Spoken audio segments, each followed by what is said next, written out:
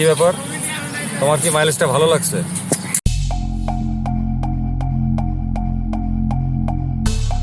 Hello viewers, কেমন আছেন সবাই? আশা করি আপনারা প্রত্যেকে নিশ্চয়ই ভালো আছেন, আর আমিও আপনাদের দোয়া নিয়ে এখন পর্যন্ত ভালো আছি। সো ভিউয়ার্স, আমার পাশের যে মোটরসাইকেলটা আপনারা দেখতে পাচ্ছেন, এটা হচ্ছে হিরো গ্ল্যামার 125 সিসির একটা কমিউটার মোটরসাইকেল। সো এই মোটরসাইকেলটা দিয়ে কিন্তু এর আগে দুটো ভিডিও প্রকাশ করেছি, একটা ছিল পেট্রোল দিয়ে মাইলেজ টেস্ট এবং আরেকটা ছিল অকটেন দিয়ে মাইলেজ টেস্ট। সো ভিউয়ার্স, যে পেট্রোল এবং অকটেন দিয়ে মাইলেজ টেস্টের সময় আমি এই মোটরসাইকেলটি চালিয়েছি, তো তখন এটা চালাতে আমার কাছে কেমন লেগেছে সেটাই আপনাদের সঙ্গে শেয়ার করার জন্য এই ভিডিওতে হাজির হয়েছি। তো যেহেতু আমি এই মোটরসাইকেলটা তখন চালিয়েছি, সুতরাং চালানোর কোনো দৃশ্য এই ভিডিওতে দেখাচ্ছি না, শুধুমাত্র আমার ফিলিংসটা ভালো এবং বন্ধুদিক আকারে আপনাদের সামনে উপস্থাপন করতে যাচ্ছি। সো ভিউয়ার্স, এই মোটরসাইকেলের প্রথম যে ভালো দিকটা আমার কাছে মনে হয়েছে সেটা হলো মাইলেজ। সবার আগে মাইলেজের কথাটাই বলছি। তো এটা আমি যখন পেট্রোল দিয়ে মাইলেজ টেস্ট করি, তখন 100 ml পেট্রোল দিয়ে মাইলেজটা টেস্ট করেছিলাম এই ঢাকা শহরের মধ্যে। এবং রেগুলার আমরা ঢাকা শহরে যেভাবে মোটরসাইকেলটা চালাই, যে মর্জি মেজাজ নিয়ে মোটরসাইকেলটা চালাই, তো আমিও কিন্তু সেটা এভাবেই চালিয়েছি। 100 ml পেট্রোলে আমি এটা চালাতে পেরেছি 5.1 কিলোমিটার। তার মানে 1 লিটার পেট্রোলে এটা থেকে আমি মাইলেজ পেলাম হলো 51 কিলোমিটার। তো নিঃসন্দেহে বলতে পারি একটা 125 সিসির কমিউটার মোটরসাইকেল হিসাবে এটা আমাকে যথেষ্ট পরিমাণে ভালো একটা মাইলেজ দিয়েছে পেট্রোলে। এবং অকটেন দিয়ে যখন আমি মাইলেজটা টেস্ট করি, একইভাবে 100 ml অকটেন দিয়ে আমি ঢাকা শহরে একই রাস্তায় এই মোটরসাইকেলটা চালাতে পেরেছিলাম 4.7 কিলোমিটার। তার মানে 1 লিটার অকটেনে, কি ব্যাপার, তোমার কি মাইলেজটা ভালো লাগছে? আমার কিন্তু অনেক প্রিয় জিনিস এবং সে কিন্তু আমাকে চিনে। আচ্ছা, যা হোক, 100 ml অকটেন দিয়ে এই মোটরসাইকেলটা আমি চালাতে পেরেছিলাম ঢাকা শহরে 4.7 কিলোমিটার। তার মানে 1 লিটার অকটেনে এটা আমাকে মাইলেজটা দিল ঢাকা শহরে 47 কিলোমিটার।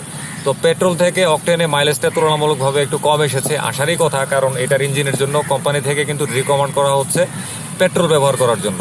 সো যাই হোক, পেট্রোল এবং অকটেনে যে পরিমাণ মাইলেজ আমি এই মোটরসাইকেলটা থেকে পেয়েছি, তো সেটার প্রতি আসলে আমি সন্তুষ্ট প্রকাশ করছি। সো ভিউয়ার্স, এরপরের যে ভালো লাগার দিকটা এই মোটরসাইকেলের, সেটা হলো এটার সাউন্ড। সত্যি এটার সাউন্ডটা এত সুন্দর, মানে 125 সিসির একটা মোটরসাইকেল থেকে এরকম একটা স্পোর্টি সাউন্ড, একদম মানে লো আরপিএম থেকে হাই আরপিএম পর্যন্ত সব জায়গাতেই কিন্তু এটার সাউন্ডটা খুবই চমৎকার লাগে। মানে একদম পুরো খই ভাজার মতো ফটফট ফটফট করে ফুটে, খুব ভালো লাগে কিন্তু এটার সাউন্ডটা। আচ্ছা, যা হোক, তো এরপরে আসতেছি এই মোটরসাইকেলের আরেকটা ভালো দিকে, সেটা হচ্ছে এটার যে সিটিং কমফোর্ট। বিশ্বাস করবেন, এটার কমফোর্ট জোন যে এত বেশি, এটা আসলে আমি ভাবতেও পারি নাই এই মোটরসাইকেলটা চালানোর আগে। একটা কমিউটার মোটরসাইকেলে যে ধরনের হ্যান্ডেলিং পজিশন থাকা দরকার এটার মধ্যে সেটা আছে, কিন্তু এটার সিটটা এত আরামের, এটা আসলে বলার বাইরে। তো একটা কমিউটার মোটরসাইকেল হিসাবে এই ধরনের সিটিং কমফোর্ট আসলে খুবই খুবই ভালো একটা দিক, কারণ আমাদেরকে সাধারণত এইসব মোটরসাইকেল আমরা চালাই হচ্ছে ঢাকা শহরের ভেতরে, তো যানজট থাকে, রাস্তা হালকা ভাঙাচোরা থাকে, তো সেখানে কিন্তু এটা আমাকে খুব ভালো একটা কমফোর্ট দিতে পারবে।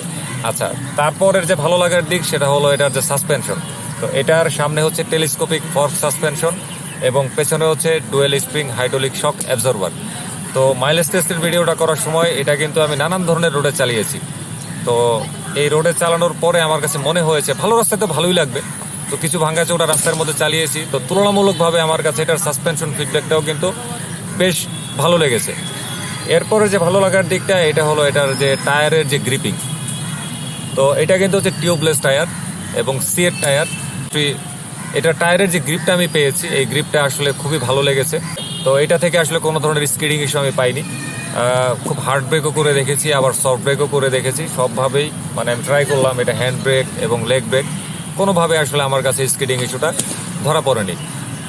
তো ভিউয়ার্স, এরপরের যে ভালো লাগার দিকটা আসতেছি সেটা হলো এটার যে লুকিংটা। এটার লুকিংটা কিন্তু যথেষ্ট রকমের সুন্দর। আর হিরো গ্ল্যামার এই মোটরসাইকেলটাও কিন্তু যথেষ্ট রকমের পুরনো হয়েছে। এটা গ্রাফিক্যাল চেঞ্জ করে এত বছর আমাদের দেশে চলছে, তারপরেও মার্কেটে কিন্তু এটার এখনও ভালো একটা প্রভাব আছে।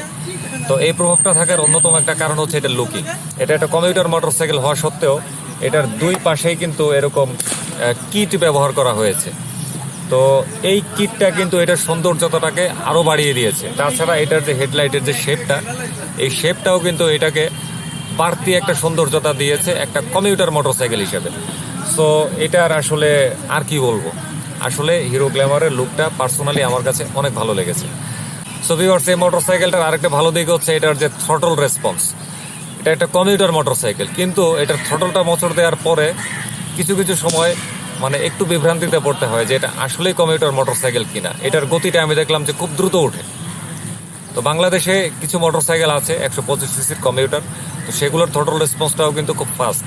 তো সেগুলোর সঙ্গে কিন্তু এই মোটরসাইকেলটার এই থ্রটলের দিক থেকে আমি যথেষ্ট রকমের মিল পাচ্ছি। তো এটার থ্রটলটা একটু ফাস্ট হওয়াতে আমার কাছে বেশ ভালো লেগেছে। অবশ্য যদি এতটা ফাস্ট নাও হতো তাও আমার কাছে এত একটা খারাপ লাগতো না, কারণ এটা হচ্ছে একটা কমিউটার মোটরসাইকেল, কোনো স্পোর্টস বা নেকেড স্পোর্টস মোটরসাইকেল নয়। সো ভিউয়ার্স, এতক্ষণ বলেছি এই মোটরসাইকেলের কিছু ভালো দিক, আর এবারে চলে যাচ্ছি এই মোটরসাইকেলের কিছু খারাপ দিকে। তো ভিউয়ার্স, এই মোটরসাইকেলের প্রথম যে খারাপ দিকটা আমার কাছে লেগেছে সেটা হলো গিয়ার শিফটিং। তো এটার যে গিয়ার লিভারটা, এটা আমার কাছে একটু হার্ড লেগেছে। আমি এর আগেও অন্য জনের হিরো গ্ল্যামার 125 চালিয়েছি টেস্ট করার জন্য। তো সেসব মোটরসাইকেলও আমি দেখেছি গিয়ার লিভারটা একটু হার্ডই থাকে। তো এটার গিয়ারটা আরও সফট হওয়া প্রয়োজন ছিল, কারণ বাংলাদেশে আরও 125 সিসির কিছু কমিউটার মোটরসাইকেল আছে, সেগুলোর গিয়ার কিন্তু আরও স্মুথ। ভিউয়ার্স, এই মোটরসাইকেলের আরেকটা খারাপ দিক হচ্ছে এটার যে হেডলাইটের সিস্টেম, সেটা হচ্ছে এসি অপারেটেড। তো এসি অপারেটেড হেডলাইটের একটা সবচাইতে বড় অসুবিধা হচ্ছে আপনি যখন কোনো ভাঙা রাস্তায় যাবেন তখন কিন্তু আস্তে আস্তে মোটরসাইকেলটা চালাতে হবে। তো আপনি যখন আস্তে আস্তে মোটরসাইকেলটা চালাবেন, থ্রটলটা আস্তে মোচড় দেবেন, তখন কিন্তু এটার হেডলাইটের আলোটাও কিন্তু কমে যাবে। আবার আপনি যখন থ্রটলটা জোরে মোচড় দেবেন তখন কিন্তু এটার হেডলাইটের আলোটাও বেড়ে যাবে।